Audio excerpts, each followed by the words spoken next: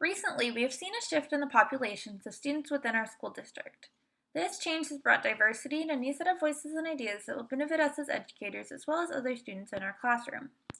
As a principal, I've noticed the need for a bilingual education program in my school and would like to see us implement bilingual education not only at Maple Leaf Elementary but throughout the district. We have many students coming to us speaking a language other than English. Most of these EL students speak Spanish as their first language.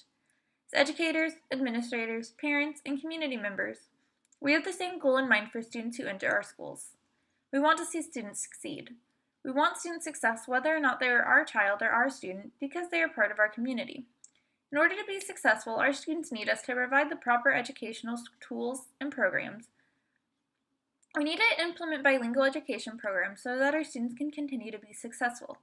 While it is easier for us as educators to keep things how they have always been, we need to remember why we do our jobs. It is for the students. With that in mind, we need to make some changes to fit our changing student population. Many may ask me why I feel bilingual education would be beneficial to our schools and our students. Well, there are many reasons.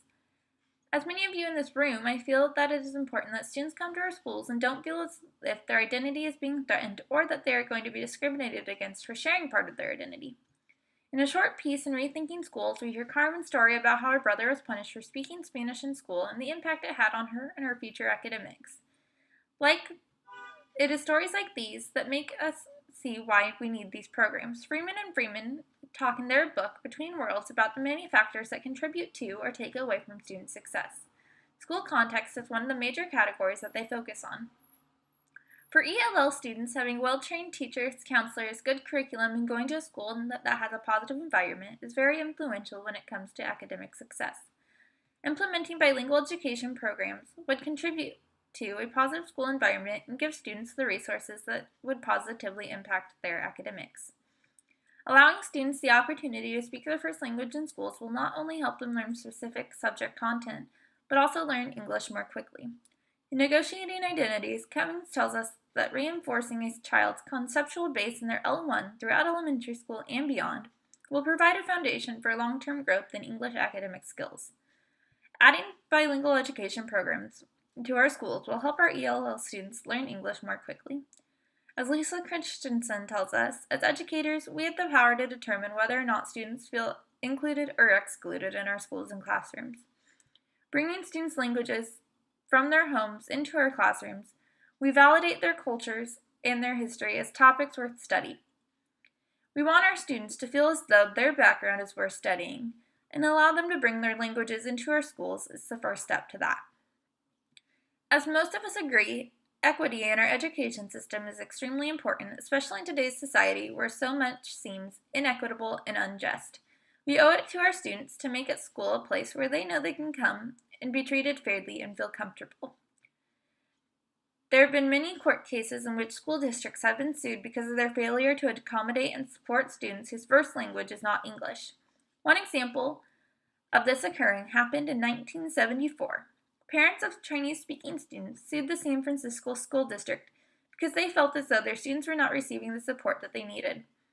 This case was taken to the Supreme Court, and in effect, schools are required to take action so that access to education is not denied because of a language barrier the student may be facing.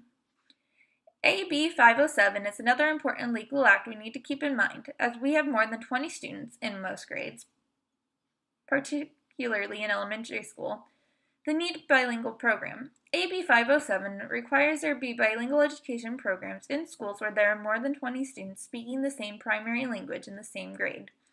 This was passed in 1980. We want to best educate all students in our schools. It is essential that bilingual education programs become a part of that. As educators, it should be our goal to help all students reach their full academic potential, even if it means we have to try something new, change our ways of teaching, or incorporate new programs into our classroom and school communities. Allowing students the freedom and ability to use their first language will help EL students more quickly gain English-speaking ability and perform better academically. Having programs like these, those that support academic development, while allowing students to hold on to their first language, promote equity among students, and make those students feel more welcomed and safe in their school environment. As educators, it is our responsibility to ensure that every student receives what they need and are able to be successful in school. If teachers, parents, administrators, and community members are able to come together and support this action, students will benefit and stronger communities will be built within the school.